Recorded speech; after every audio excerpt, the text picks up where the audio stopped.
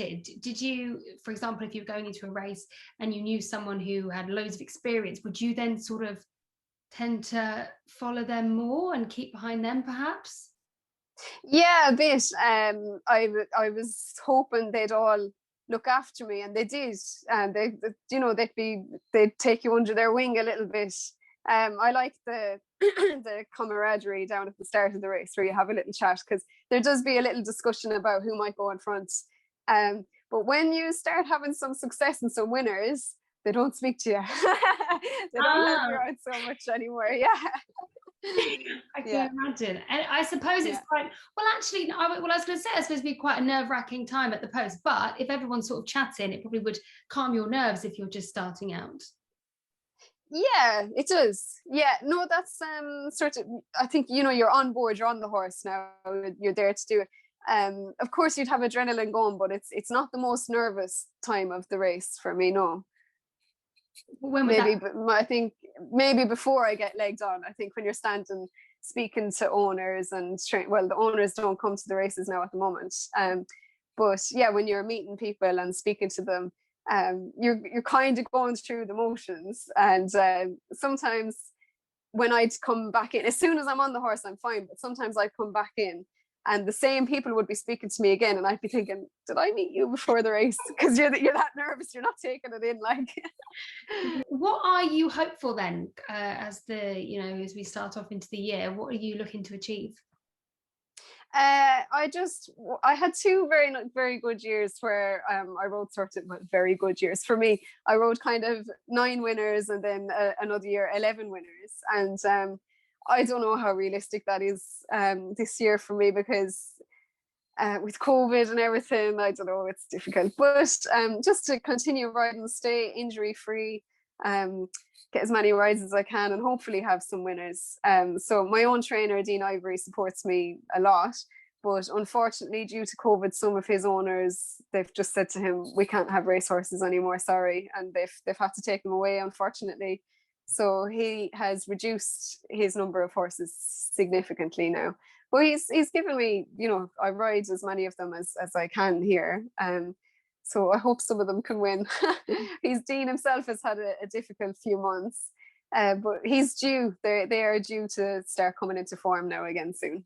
Oh, brilliant. And going forward then, with things starting to open up, what measures are put into place for COVID for you, and what changes? Some of the things I quite like about it, but other things I don't like. I miss the crowds big time. They do make a big difference. It makes it feel like at the races at the moment that it's just very much sort of work. You're just going there to work. The kind of the buzz and the crack has gone out of it for me at the minute. Because I'm a girl, you'd have people saying, oh, there's a girl, and little kids running up to you asking you for your autograph and that kind of thing, and I love all that. So it's sad that that's gone. In our changing rooms at the minute, where we're sort of partitioned off from each other, so there's one person here, one person 2 meters away. I like that. I like the privacy and your own space. Yeah, the one-way systems. So I'm very light, and sometimes I'd have an awful lot of lead in my saddle. You have to walk very far around the one-way system with your saddle after the race when you're tired. That's kind of annoying. But yeah, no, we are in a very, very privileged position that we've been able to continue racing throughout this. We're very lucky. And I'm glad that I was able to continue working.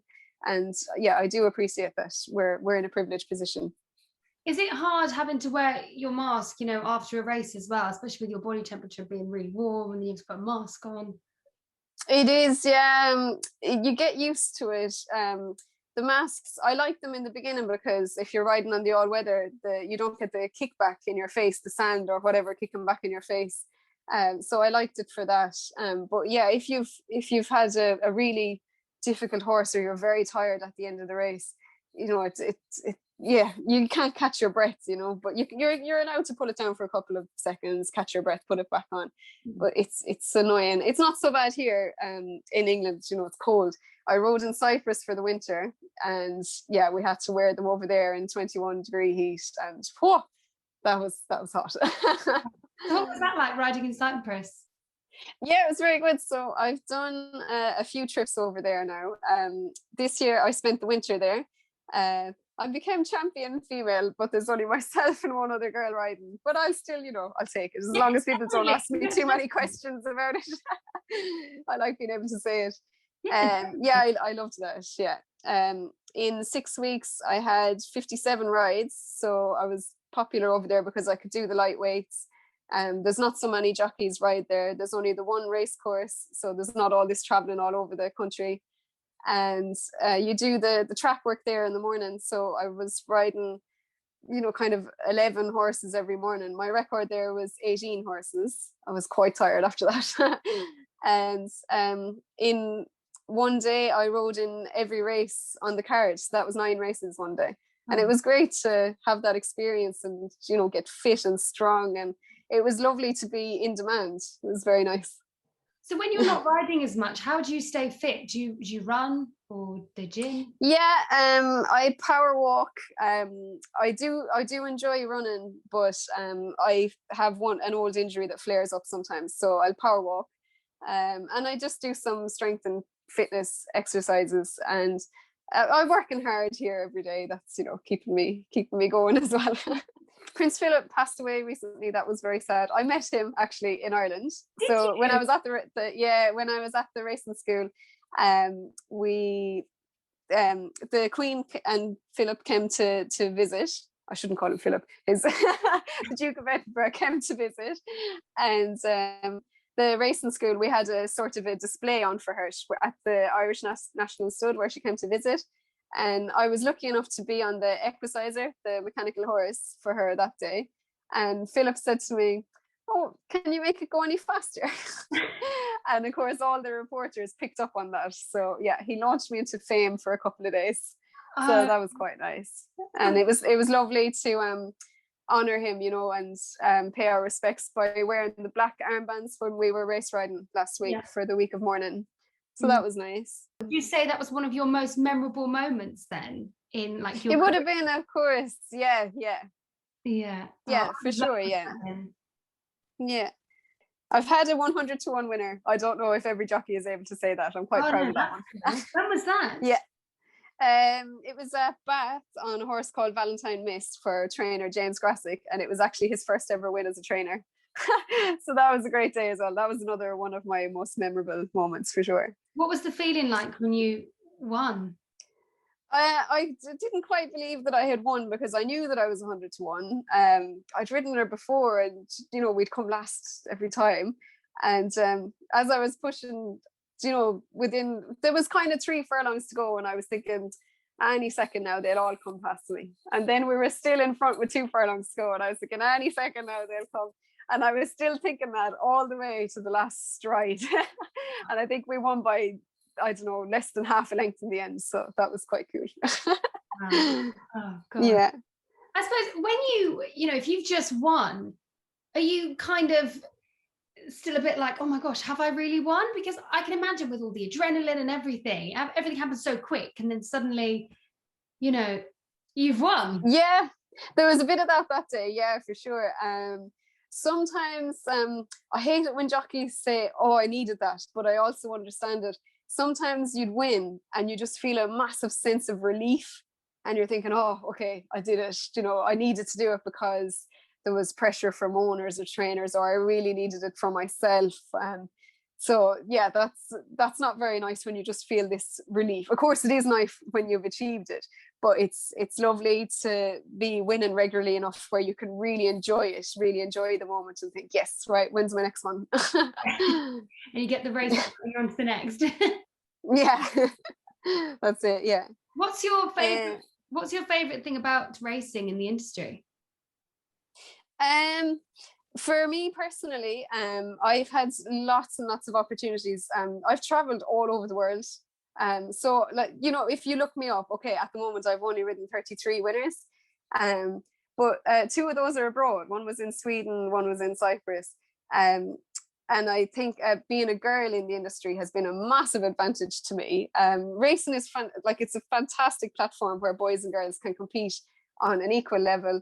You know, it's brilliant. It's lovely to be able to say that, you know, that we are fully supported. And yeah, because I'm a girl, I've been sent to ride in competitions that are just for girls, you know.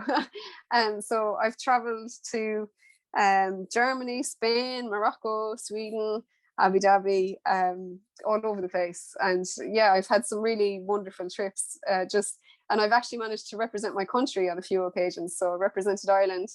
I was 4th in the Women's World Cup in 20, I don't know what year now. I thought I had it written down.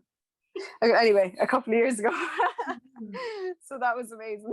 Yeah, that's incredible. Yeah. What was your favorite country to race in? Probably,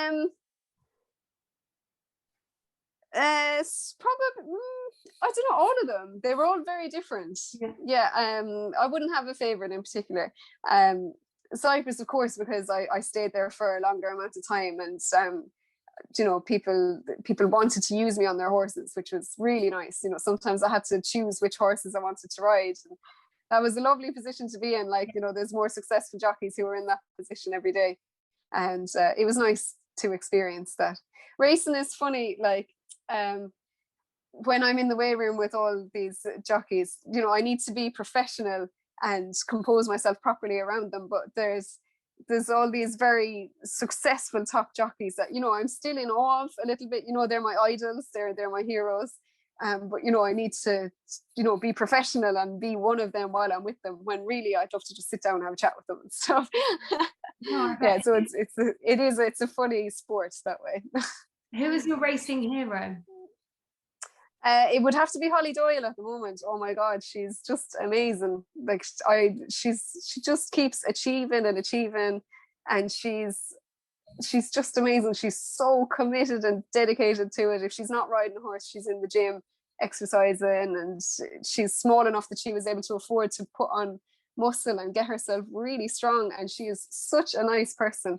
Like, I'm in the weigh room with her a lot. It would be awful if I really didn't like her. Can you imagine? But if she was, you know, not a nice person. But she's so lovely to be around. She's amazing. Well, thank you so much. That's really all my questions. Okay, I enjoyed that. That was good. Thank you, Sophie. All right, well, have a lovely rest of your day. Cool. Okay, thanks. Bye. Bye. Bye.